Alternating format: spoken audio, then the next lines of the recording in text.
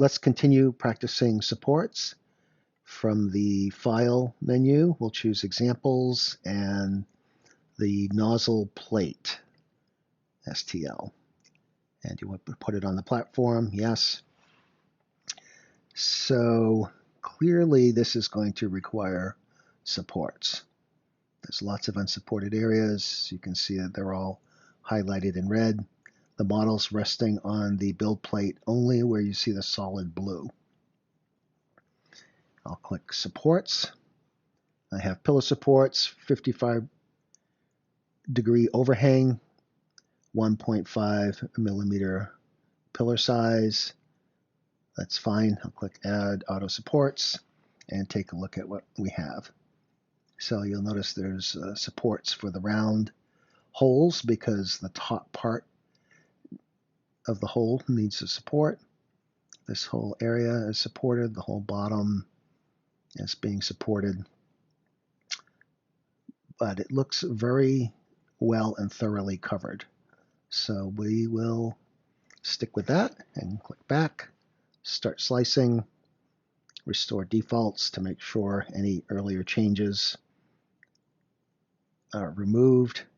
Make sure that raft is selected.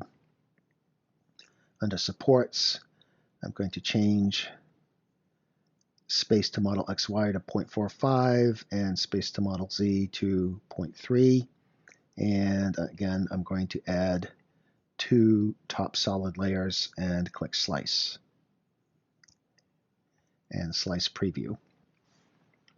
So you can see all of those supports in place.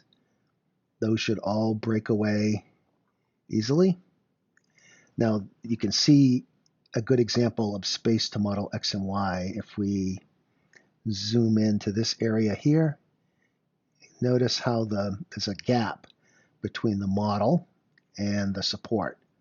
So we want to ensure that that gap is large enough so that the supports don't actually stick to the model. We want them to be easily removed. And the space to model Z, there's a gap between the top of the model here and where the supports start, and also at the top.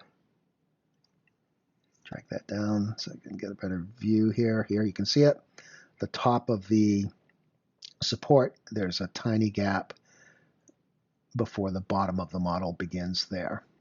And you can also see here, I'll use the slider to get a better view, right there.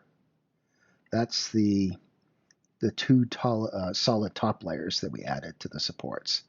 And what that does is it gives us a nice platform for when this part of the model is printed. You can see there's the supports without the top layer, just this S pattern, zigzag pattern. Then there's 1 solid top layer, 2 solid top layers, 1 extra line, and then the model rests on top of that platform that we've built. So let's print the model and see what we get. And here's the print with the supports removed. You can see the supports came off nice and cleanly. The small detailed areas are quite good. I didn't do any other cleanup except remove support, so there's still a little bit of extra work you could do to make this even cleaner, but very nice, clean result. With the exception of the bottom. Now this is the area that had the most supports.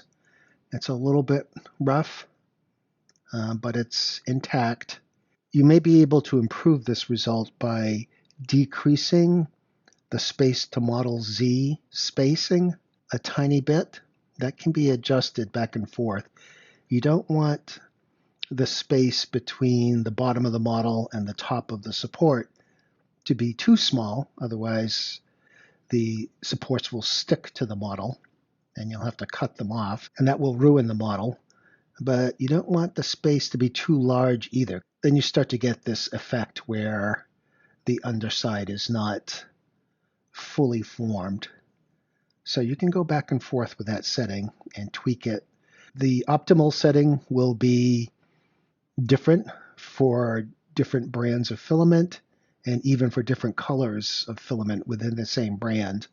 So once you find the optimum settings that work, make sure to note that down so that in the future you'll be able to refer back to those dialed in settings that you got.